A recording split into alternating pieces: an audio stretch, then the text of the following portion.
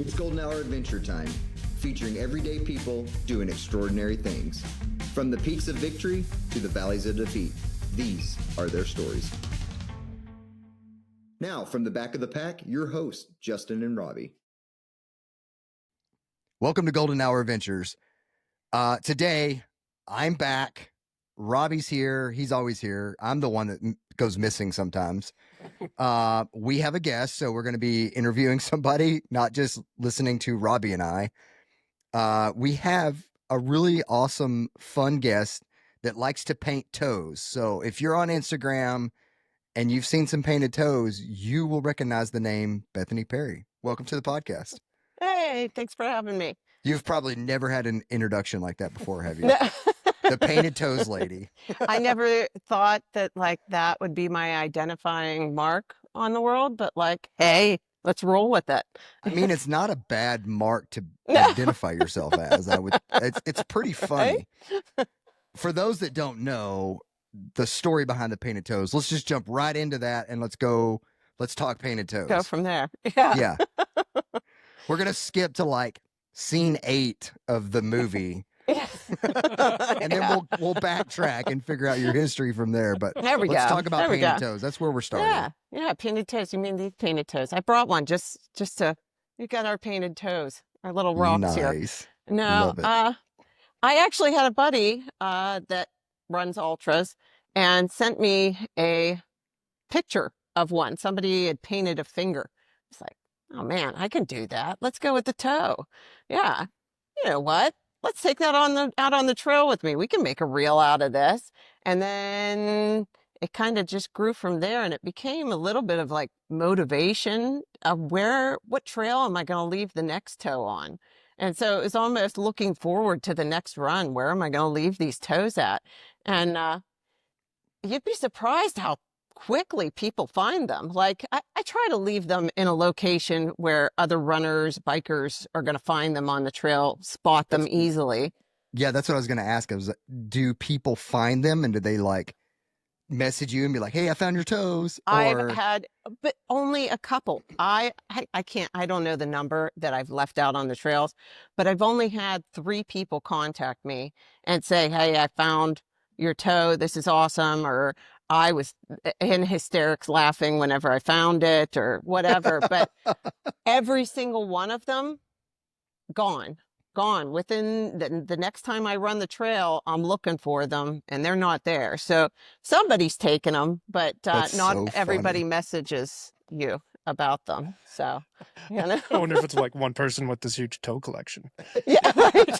Somebody's got a real foot rock fetish. Yes. How many do you think you've painted? Oh, well, I left. I know I've done over 100 of them, because in leaving them, I've probably left at least 30 out on the trails, out and about on my runs. But I painted, how many did I take? I took maybe 10 of them up to my 50K, and I left 6 of them out on the trail and then gave them away to other runners that were at the course for them to leave on their runs. Most of us struggle on a 50K. Bethany's carrying rocks to lay out on the trail. A little sandwich bag of rocks in my vest. She's carrying rocks. It was my motivation. I was like, oh man, where am I going to leave these things? Oh, I got. Let me just carry a bag of rocks with me, as if I don't have enough crap in my pack. The whole time, that was my motivation, scouting the trail. This tree stump looks perfect. Oh, somebody's going to come up on this, and that's so funny. Hopefully, and I'm hoping too is maybe that's that person, because this course, it was a 50K, 100K, 100-miler, and I'm leaving them out there hoping that those people that are doing the 100K, 100-miler are in that moment of oh man, and just come across this, and it just kind of takes their mind off of it for, a minute or two, What race was it? Oil Creek 100. I've never heard of that one. Yeah, where's that at? Up north Pennsylvania, northern part of Pennsylvania. Yeah. But how funny. Yeah. That's so cool. I can imagine being 100 miles, 70, 80 miles in, Like, here's another funny one. Like you're 70, 80 miles in, it's dark out, you're already hallucinating, and you look over and you're like, there's a toe, and your pacers are like, what? What are you talking about? Like, no, there's a real toe. I was fortunate enough that a couple friends that were behind me in the race, I left one on a bench, and they were taking pictures of it, and they were like, oh, Bethany was here. They knew about it. And some guys came up on them. They were, what are you looking at? And they were like, oh my gosh. Yeah, they explained, my friend painted that. Well, can we have it? So they wound up giving it to the couple that came along, let them take it. So that was funny. That's cool. You'd be forever known as the painted toe lady. I'm using my art degree to the fullest, you know? That's awesome. Now you're an art teacher as well, right? I am. What grade do you teach? Middle school. I am middle school, 6th, 7th, and 8th grade. Yeah. Have you gotten your students to paint toes for you yet? No, but that's a great idea. I could just have a whole like if you have a big race coming up and you need like a couple Ziploc bags full of toes to carry in your pack, you just, all right, all week, all we're doing is painting toes. Painting toes. Yep. That's hilarious. What made you want to? You could have like a contest who does the best painted toe. Right? Pay attention to that detail, kids. I need the toenails crisp. Yeah. Like we need to make it look real. And if you get blisters on them, that's even better. Yes, there you go. Yeah. Missing toenails. I have painted some of them with cracks and trying to get that real. You can have so much fun with these things, you know? It's me getting that creativity out. Yeah. I kind of started running a little bit because I used to paint. That's all. I didn't run. I painted, and then I had babies. And you can't really pull out oil paints for 3 hours, 6 hour stretch and sit there and paint. So this, I picked up a different hobby, and then this kind of went hand in hand. And so now I'm painting toes and running. Awesome. Well, since you jumped into your story a little bit, let's back up, go back to scene 1 of the movie, and let's walk through it. I want to go back a little bit deeper though, and go through like, hey, you said you got your art degree. What drove you to I guess you're painting, but so you wanted to get an art degree. Were you a runner in college or? Oh, absolutely not. No, absolutely not. I was always athletic as a kid, and I enjoyed running in like elementary school, but like I got to those middle school years, those tough years, and self-esteem issues, and picked up other hobbies like smoking and all those bad things that you don't want your kids to do. So in high school, I was a cheerleader, but mostly because that was something that I could do while still smoking. And and in college, I was that typical art kid, just, like pack a day, sitting there painting away in my college dorm, just kind of isolated, working on my artwork. And I did that I was a smoker from 14, 15 until I was 34, 35, whenever I got pregnant with my first child. Wow. So, yeah. Thank goodness for children. They do make you better, Yeah, got rid of some of the bad habits, and the babies came along, and then picked up running after the second kid came along. Okay. Yeah. So he is going to be 5 in June, and I started running about 6 months after he was born. Okay. Mostly, as mothers, you hear that a lot online. Like, I wanted to drop the baby weight, so I started running, and it just kind of took off from there. A friend encouraged me to do a 5K, and then my sister, who had done some marathons, she didn't encourage me. She kind of did one of those, like, I'm going to be doing Pittsburgh's marathon. If you don't think you can do it, you could just come down and watch. And of course, that was enough to like, yeah, exactly. All right. All right. Challenge. Twisting challenge my arm. accepted. Yeah, exactly. And then I've just been running ever since. It was like, already trained up for a marathon. Let's just keep going. Yeah. How many marathons have you done? Boston will be 4. So, okay, so you got I've done Boston this 3. year. Yeah. Nice. Yep. So you're a fastie, huh? Yeah. I don't know, man. It's one of those things where it's like, yeah, I don't feel like I belong. I had that big imposter syndrome. I'm painting toes for God's sakes and leaving them out on the trails. I don't feel like I belong there. You know? Where did you It's qualify at? Mount Charleston out in Vegas. Okay. So I did the big downhill. Yeah. Downhill. Do you think now Robbie and I are both like Boston haters, so this could be a fun conversation here. Do you think having done a downhill marathon that it should be considered as a qualifier? Well, yeah, so I can do it. Well, I understand. Yeah, I get that. No, I was like, yeah, but I mean, like, no, like I absolutely. I'm not it's saying one of they're those easy things, by any means. I've ran a downhill half, and it was like it's brutal, but yeah. With that said, I totally give more credit to the. It's like, oh, you guys did it on a flat course, you did it on a hilly course, like. Yeah, I paid to fly across the country to run downhill. Yeah, I found it. Let's call it what it is. It's a loophole in the system. It is. Yeah, It's most definitely a loophole. I trained to run an 8-minute pace. But then when you get on that downhill, I was pulling 7:30s. More easily. I would have never been able to pull off those 7:30s on a different course.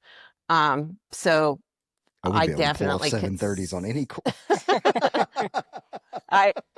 But with that said, I have never had to take so long to recover from a race. Like the 50K, I thought I was like, okay, I'm going to be hurting like I did from that marathon.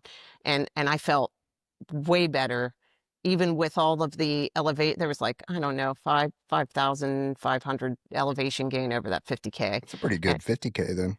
I thought I would be hurting, but it was nothing compared to that downhill. Like I took a full month to recover from that. So, it's a loophole, but you definitely pay for it. No, yeah. I'm not discrediting that at all. But it's hard sometimes when to explain to people who've never really run trail before or have never run an ultra before that the recovery process now in the 50K 50 mile, is can be quicker than a marathon, because you're not running at that pace of 7:30. Well, some people do, right. Yeah. I am not running at that 7:30 pace with 5,000 to 10,000 feet of climb. Right. You're walking up the hills. Absolutely. Of course, you're bombing the downs and running the flats, but your recovery and then hitting, dirt as opposed to, hard concrete or asphalt or whatever it may be. Yes. Your recovery is a lot faster. And so, sometimes the road community will be like, why is he running so many ultras every year? And it's just like, well, we recover faster from those races. But that was a big shock for me. That was something that was like, wow, cool. All right. That's a nice bonus, to find out that like you can walk within a couple days of, you can do steps a little bit easier than, I expected. Once you step up into the 100K, the 100 mile, that's when the game changes. Yeah. Okay. That's when we go back to the month's recovery. Okay. All right. Good warning. It does things to your body you're not ready for. That's what you need to feed me more information. I'm going to have to hit you up for more information because Buddy talked me into doing the 100K at Oil Creek this year. He's like, listen, hear me out. We're doing it. You're doing the 100K. You got this. Let's go. And so if you can run a 50K in a marathon, I'm 100% confident you can run a 100K. Okay. 100%. Is it? Yeah. Is it just 2 loops? Yeah. Yep. So you 2 loops. Just another loop. Yeah. Yeah, just one more loop. Just one more loop. Just one more loop. Yeah. Yeah, I think the biggest struggle that I've only done the 50K, which is just a little more than the marathon. But by the time I finished, oh my gosh, I needed to eat something. I needed to, so like that's going to be the transition, practicing this summer, like how to get real food in, not to just be eating gels or gummies or whatever, because I don't Yeah. know that I could have done that So second some people loop. do, like myself, like I eat gels. I'm pretty heavy gels Okay. on ultras.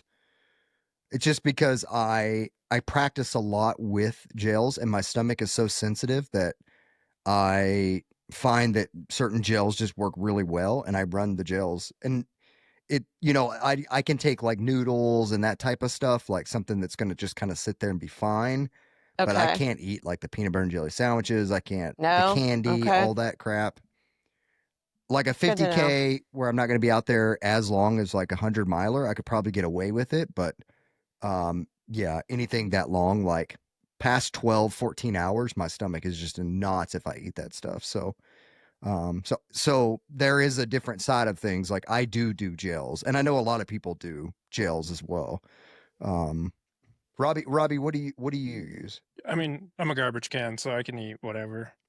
Yeah. I cannot do peanut butter and jelly sandwiches anymore, but Something about the peanut butter just makes you like. I remember the exact point. It was mile 7.3 of Black Canyon. I took a peanut butter and jelly sandwich and I'm running down the trail and I'm burping up peanut butter and the photographer is right there at like mile 8 or something like that. And I'm in the middle of a burp when he gets me on the camera. It's just awful. And so I'm like, I'm never eating peanut butter and jelly sandwiches again on a trail run. Mine was actually at my first 100K. It was a loop course, 31 miles. Second loop. First loop, I didn't eat too much. Second loop, I was just starving. And I got to the aid station and this lady's like, I can make you a peanut butter jelly sandwich. I'm like, okay. So she made me one and ate the whole thing. Then she's looking at me and she's like shaking her head. And this was like my third ultra, I guess. Yeah, my third ultra. And she goes, will you make me one more? And she goes, that's not a good idea. She goes, but if you want another one, I'll make you one. I said, well, I'm going to take it with me and I'm going to eat it on the rest of this loop. She's like, okay. So she makes it and I leave and I get, 5 miles down thing. I eat the whole thing. And it was bad news. So I see this lady later, tell her about my experience, come to find out she's run a bunch of 100-milers before. And she's like, I didn't want to tell you, but you got to figure it out on your own. I was like, well, thank you. She goes, you'll never need another peanut butter and jelly sandwich, right? I said, no. She goes, I can't do it either. She goes, you got to learn. Yeah, I was grateful though, because she was like, it kind of became friends after that because I was the peanut butter and jelly guy. That's funny. When I was training for that race, I was using now this is gonna sound disgusting to people who just road run, but peanut butter and pickle sandwich. And so you just put peanut butter on one side and then you load it up with pickles and then smash it together. And it actually is amazing. Like it's a great snack. I love doing it, but I trained with peanut butter pickles the whole time training for them. And then, yeah, get out there, first aid station. I'm like, peanut butter sandwich, this is going to be perfect. And then, no, that fell apart. Hey, I want to go back to Mount Charleston. How did you train for that? I found the biggest downhill that I could around here, and tried to train on that. Like I'd have my husband drop me off. We have a 32-mile trail, and it drops from mountain Appalachians compared to out west there, but it would have like a 50% grade each mile. And okay. Charleston, I think it was closer to 2. no, wait, was it 100? I can't remember what it was, but it was much more. But that's what I would train on. I figured, okay, well, if I can hit 8s going downhill on this 50, and then I try to find some other ones that I could do loops on around here that train the knees going downhill, lots of strength training, trying to prepare, knees, lots of lunges, that kind of stuff. But I did not prepare the calves. Like I thought, no problem. I never have any problems with my calves. Holy crap. 10K in and they were cramping up like it. I wasn't prepared for, I was thinking at mile 6, I was like, oh shit, I'm in trouble. I'm in trouble. This is going to hurt, So yeah, you try to prepare as much you can, but yeah. That's really interesting the way that you train for it, because you want to train to the specifics. Like if you're going out and running hard rock, you're not going to run a flat road in your training. Like you're going to get out and get in some mountains, get on some trails and climb, right? So the same thing for you running downhill. Like I would imagine that the majority of your running and your training was running downhill, yes, because that's what you need to practice. So try to build I'm up always the just muscles. intrigued when what's that? Trying to build up those muscles. Yeah, exactly. Because that. I mean, yeah, 26 miles of downhill. That's wild. Yeah. Yeah. I still couldn't recreate those conditions around here. There's not enough downhill to recreate that race day, but you try to recreate it as much as possible. And, same thing with right after I finished with Mount Charleston, went into summer mode where I knew I was going to be doing the 50K in the fall. And I knew that was going to be all single track, lots of climbing. And so just hit the trails and just kept climbing, trying to prepare for that. And luckily I had veterans that had run the race before, that scared the crap out of me and said, you need to prepare, just walking hills, power hiking. And thank goodness they did, because through the summer, that's just what I focused on. And I had a great day that day on race day. When race day came, it was like, this is fun. This is enjoyable. I'm enjoying myself. Like, this is a good time. I wasn't, wincing in pain or crying. Well, you're trail running, so of course it's going to be fun. Hey, speaking of which, I love asking this question from people that do, road marathons to trail racing. What is your take on like the road running community versus the trail running community? Oh man, like the two camps, There is a difference. There is definitely a difference, and I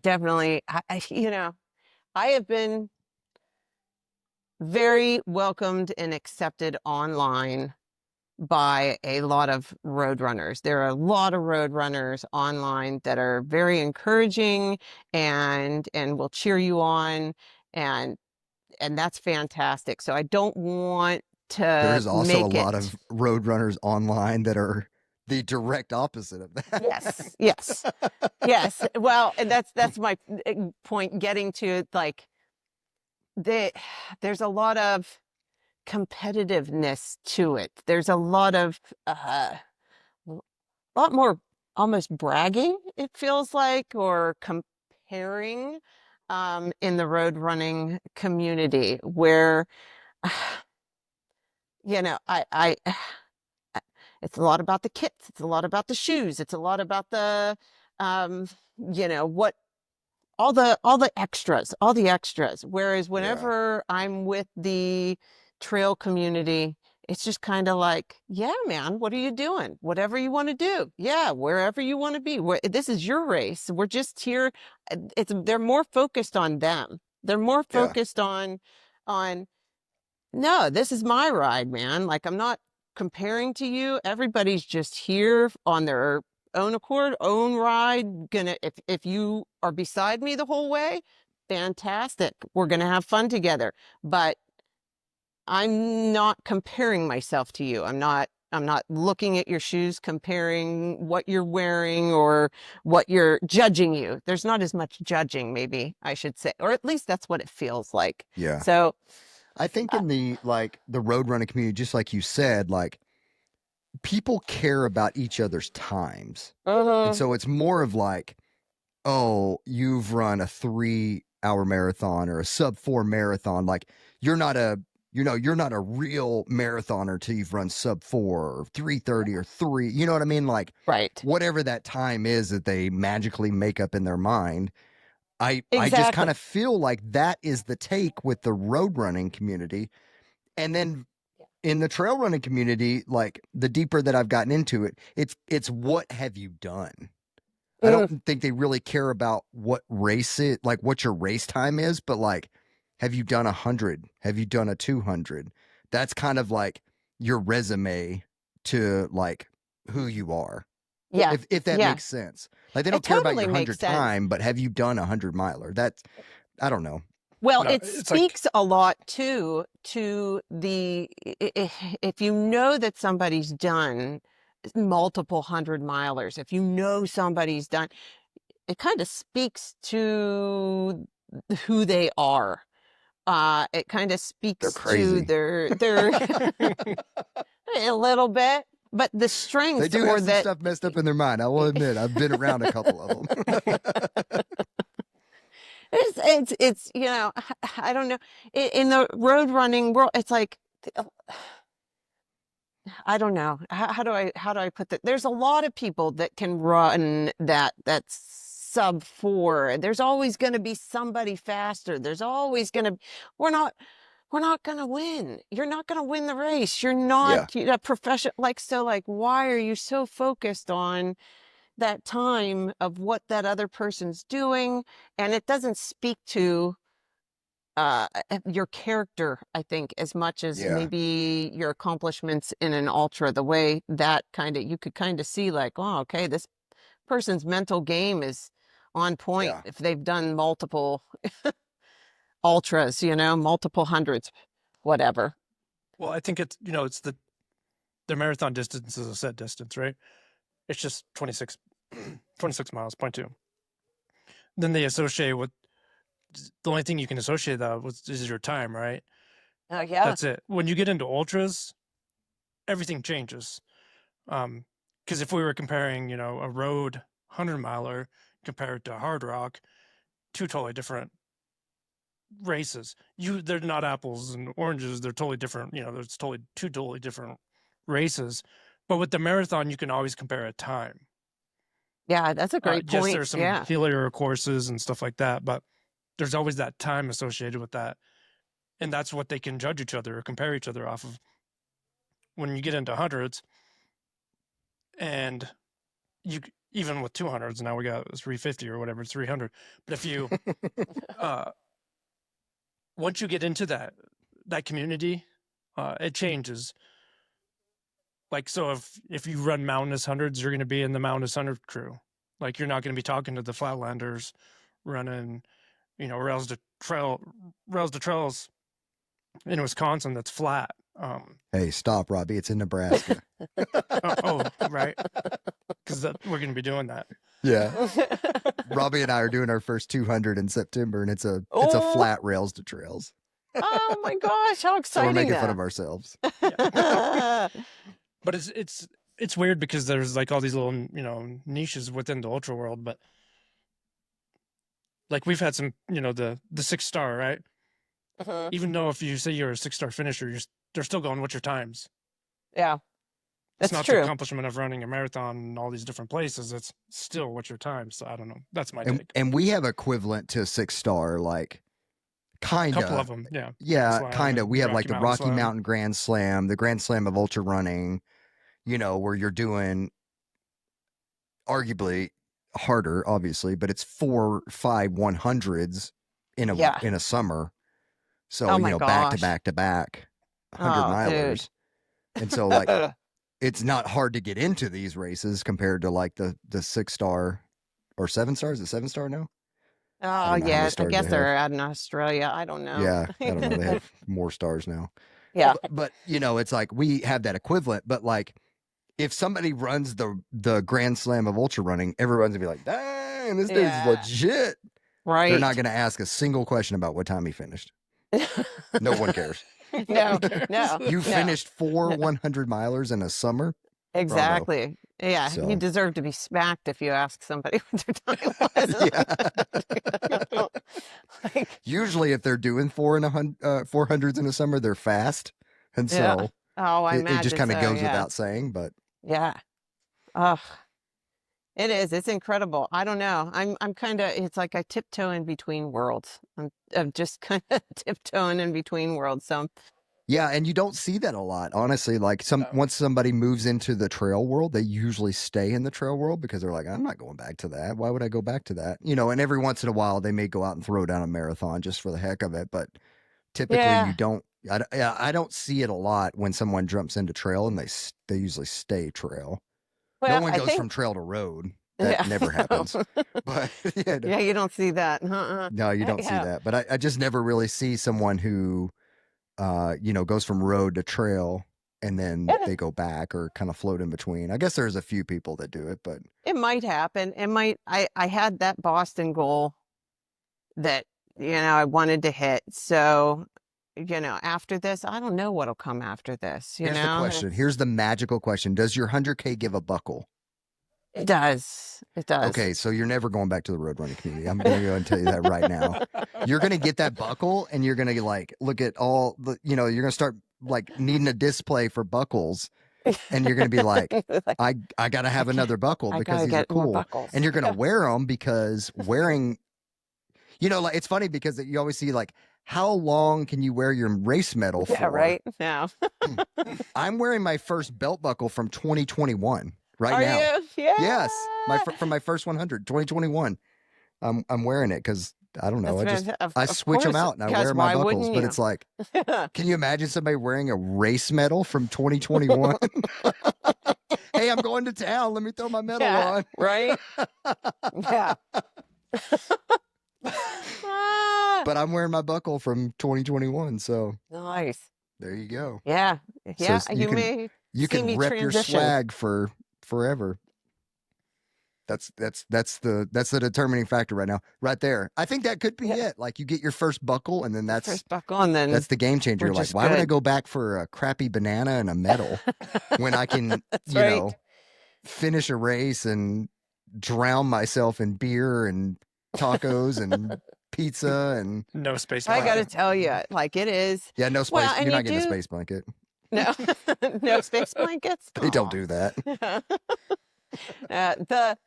There is something about I am in this training cycle right now, and it's like I don't want to go run fast. Why am I doing this? This isn't fun. This isn't. I try to keep it in the mindset. You do see those people get so fixated on the times, and I think I've got a pretty good mindset of this is supposed to be fun. You push yourself as hard as you can, but then scale it back so that you're still having fun. You want it to be challenging, but then still have fun. But the fact that it's a Boston, it's just intimidating. Like I said, you wind up, you feel like, oh, I am going to be compared. People are going to be comparing my time if I don't go and do well. So I've got to do well. It's. And they air it out too. With your head. Yeah. You could look up anybody. I can follow you now that I know you're running Boston. I can follow you and see what time you did. Pressure. The pressure. I don't know. People share it on I'm tracking so-and-so. And it's just your time's out there in the world. You could do that too, I guess, in an ultra, but no one cares. You brought up I do follow buddies on ultras. Yeah, go ahead. You brought up a good point because you're saying you don't want to go run fast all the time. In an ultra, though, the distance is the determining factor. And once you start running ultras, marathons are your training runs. 50Ks are your training runs once you move up to 100 miles. That distance becomes the contributing factor of your race. like, you can run a marathon, but tomorrow I said, you got to go run 100K. You're going to be like, oh shit, I don't know if I can do that. So then, you're like, well, I got to slow down. Like, I can't run that fast. So everything, your whole mindset just changes because the distance becomes the factor and not the speed. That's at least with me anyways. Well, let me ask you guys. So like for training for 100K, and you just said like, okay, the marathon becomes the training. That is a huge, the time factor. Like I am a mom of Yep. 2 kids. My husband works really long hours. So I've got this little bit of window of time.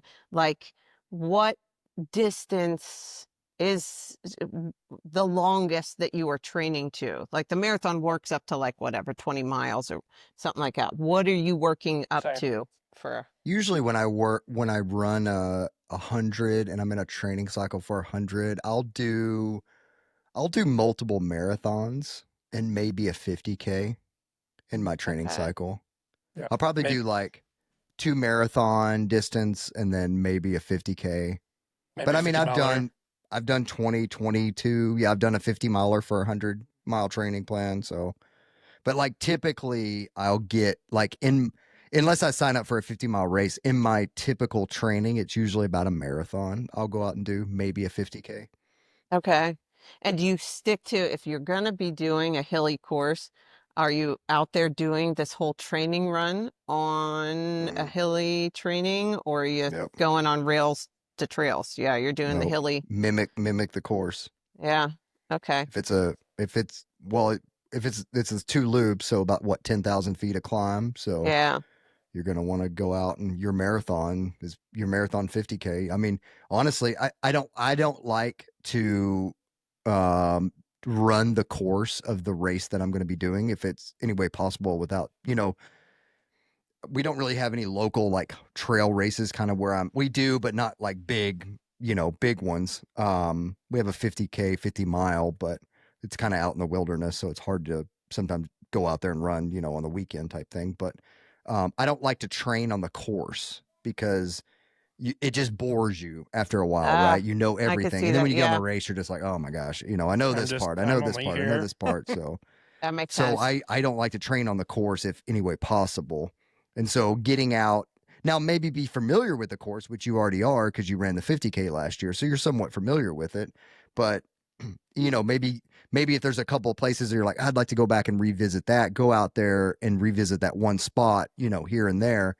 But find something that's similar in training that you can mimic that course and go out there and do that. Okay. But yeah, you definitely want to train to the course. If you're going to be like we talked about earlier, if you're going to be running hard rock, you don't want to be running on flat roads because you're going to get destroyed, and 10,000 feet and 100K is a lot. And so you definitely, you don't want to shy away from getting out and getting on some hills. That downhill that you ran downhill on trail to prepare for, flip it and run up. Run up it. Yeah. Or practice your hiking. Now we're tripling our times, if not more. If it takes me, I don't know, 3 hours to do, 3.5 hours to do 20 miles on a training. Now, whenever you include all of that elevation gain, and we're talking, you're 5-6 hours. Yeah. Typically, like I'll go do a marathon, a 50K, but I'm more got in my mind that I'm going to be out there for 6 hours. And so training for an ultra is more about time on feet than it is mileage. I like to put mileage into play because I can't in my mind say I'm going to go for a 6-hour run because I don't know what that looks like. But I know that if I'm getting on trails and running a 50K, it's going to take me 6 hours. Well, longer than that, but it's going to take me 6 hours to run a trail 50K. And so I kind of have an idea like, okay, I know that I can do a 50K in 6 to 7 hours if my training plan calls for that. And so that's kind of where, where I get, where, I don't know what I'm trying to say here, but so it's more about time on feet than it is actual distance. So you'll see people that do 40 to 45 miles a week, and that may seem like a low amount, but they're putting in 10 to 12 hours of time on their feet every week. And that's way more important than the mileage, because if you're out there for 12 hours every week and your race is whatever it may be, that time on feet is going to mimic a lot better than that mileage. So, the mileage may be important to some, but in the trail world, it's that. Way about time on feet. I like that a lot. I'm going to keep that in mind. See, you didn't know you were going to be educating me today. You didn't know that you were going to. Well, Robbie and I are both coaches, so we both coach ultra runners. So there you go. Yeah. That's perfect. Yeah. Sometimes you got to wake up at midnight and go out and put an 8-hour training run in, and so you're good at. Did you see the finisher? Did you watch? I did. Yeah, that was really good. Did you? Yeah. Oh my gosh! I just watched that today. I was like, waking up at midnight and going out and putting that 8 hours in or whatever. But there you go. Insane. I mean, yeah. Jasmine's a little bit more elite than what we are. She put in 15,000 feet of climb and while our kids are asleep, and then goes and plays mom, not plays mom, but is a mom after doing 15,000 feet of climb overnight. So every time I think that I'm being a whiny little bitch, I probably am compared to her. Cool. Yep. Bethany, I got some quick fire questions for you. Shoot. You don't have to answer them quick fire, but I'm going to fire them out to you. Good. So what's your favorite pack? My favorite pack? Your vest, your hydration vest. I've only used Orange Mud.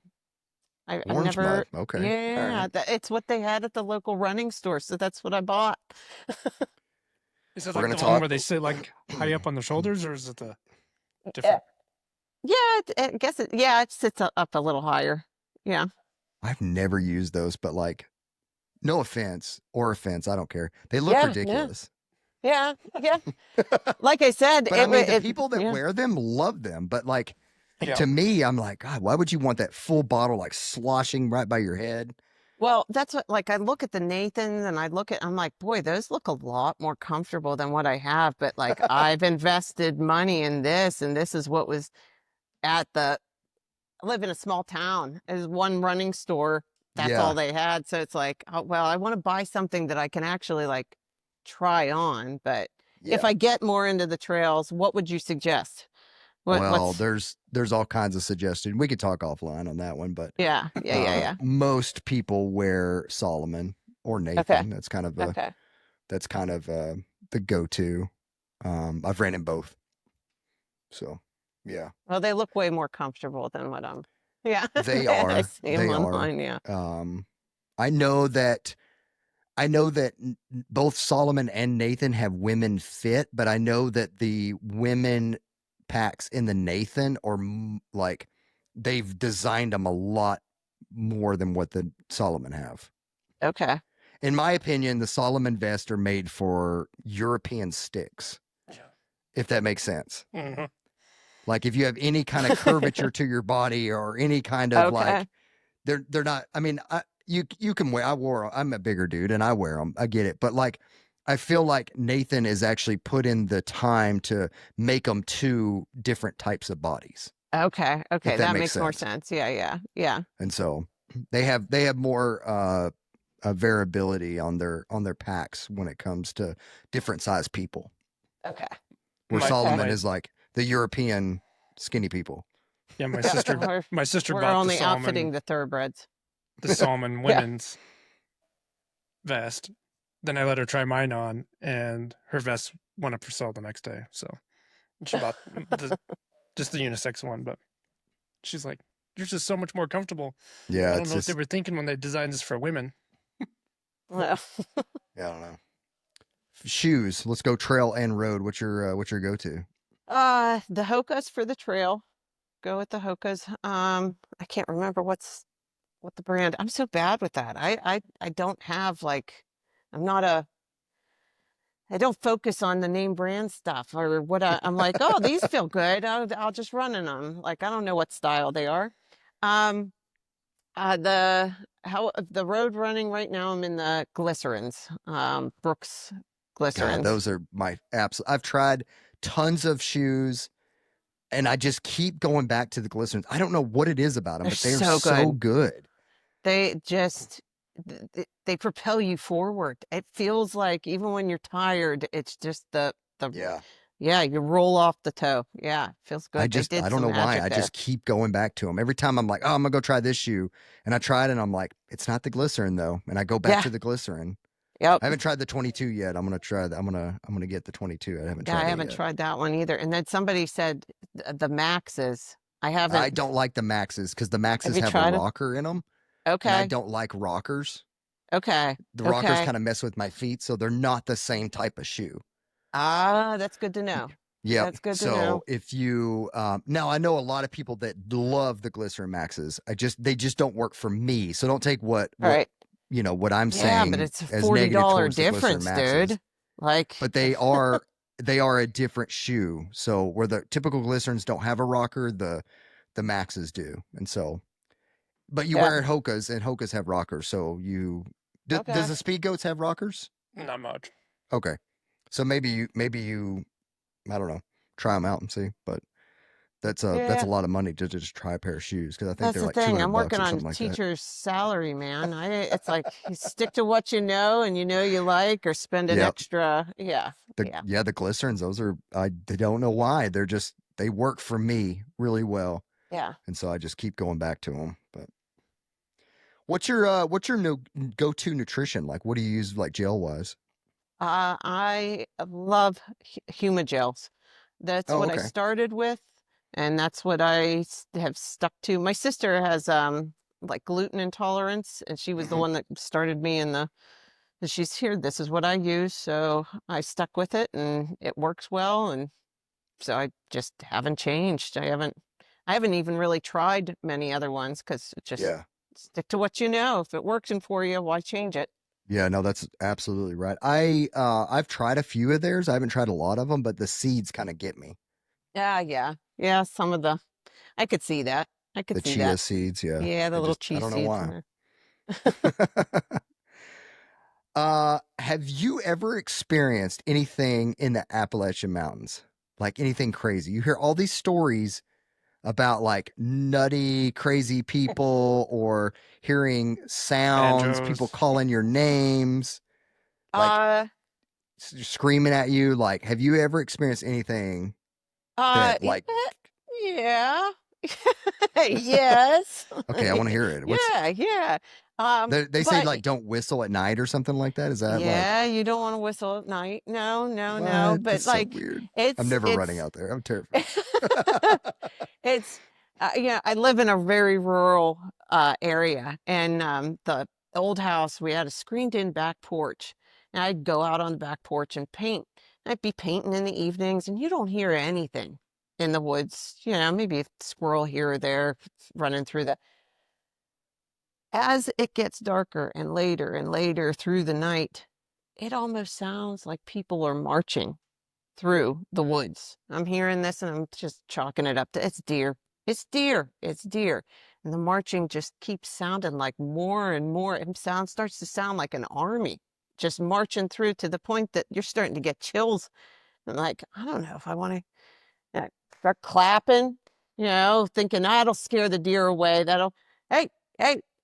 You just keep hearing this marching through I'm like, all right, paint sets, we're done. We're wrapping it up. We're going inside.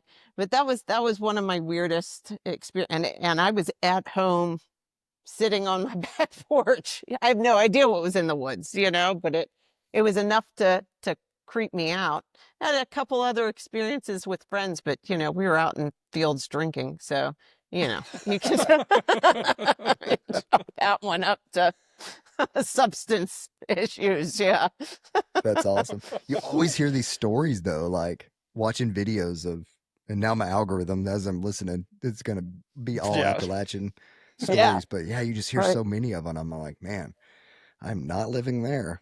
That's well, and it's one of those things where it's like, nah, I don't believe in that. But then when you start hearing stuff, you're like, maybe I should believe in. I just don't want to chance it. I'm not going to chance it. But you've never whistled at night, though, right? No, I don't want to chance it. I'll take everybody's word for it, you know? Oh, gosh. That is hilarious. All right, here's the last one. You have a bucket of grapes. Each grape that you eat, you get $5,000. There's 1,000 grapes in this bucket. One of them is deathly poisonous. How many grapes are you eating? Oh, man. Yeah, you could definitely get through 100, right? Yeah, you could probably get through. I mean, the second one you eat could be the deadly one. It could, but so you're going to take the chance and eat 100 grapes. You know, I say that sitting here right now, but if you put those grapes in front of me, I might not touch one of them. I don't know. Yeah. I'd probably. I guess it comes down to how much money do you think your life is worth? Right. I know. That makes it a lot more difficult. You know, once you have babies, Yeah, I know. it's kind of like, You didn't think we were going to get real deep on you over here on this podcast. Exactly. Like, how much is it worth for those? It's, I don't know that But that's a lot of money, $5,000 a grape. It's a lot of money, But do you think you could eat 100 grapes? That's a lot. That is probably at least 5. At least 5, right? Oh, so you're eating 5. 5. Yeah, we'll scale it back. So you're to walking 5. away with $25K. That's it. That's good. Good down payment on a house, right? That's good. I don't That's know. all we need. What country are you living in where 25K is a down payment? I know. Oh my gosh. Hey, that's what we need to work up to. Math isn't my strong suit. Yeah. Art teacher. Art teacher here. Yeah. He's educating our youth, everyone. Yeah. No. They're out painting toes. Just in emotions and painting toes. Yep. Not in the math skills. I leave that up to somebody else, Also living in a dream world that 25K could take care of the down payment. Yeah, the down payment. That dreamy art teacher. Well, Bethany, thank you so much for coming on the podcast. It's been great talking to you about painted toes and the Appalachians and road and trail running. It's been a lot of fun. Yeah. Tell us where people can buy the toes, because I know you sell the toes. So where can people buy the toes, and then where can people find you on socials? You can get them on Etsy, on Perri Artsy, PerriArtsy, on Etsy, and on social media, it's also Perri Artsy on Instagram. So check out both of those. I'll be leaving Toes up in Boston. We're creating some collector's Boston toes, I guess. Awesome. Well, if you're running Boston this year, take a look. You might find a toe. If you do, grab it, because that's a collector's item. Yeah. We will leave. I'm never going back. This is it. One and done, baby. She's gonna get her buckle, and that's it. That's never going back. We will leave the Etsy link in the show notes. So if you want to go and purchase some of the toes, thanks. Help support an American teacher that needs our support. So go buy some toes from Bethany. And if you like this podcast, please send it to somebody. Share it. Please share it. Because when you share it, it helps get it out there. We all know this word called the algorithm, right? We need our podcast to be out in the algorithm. So share it with your friend, share it with your mom, your grandma. It doesn't matter. Share it. Leave us a comment, leave us a review, and we'll see you on the trails.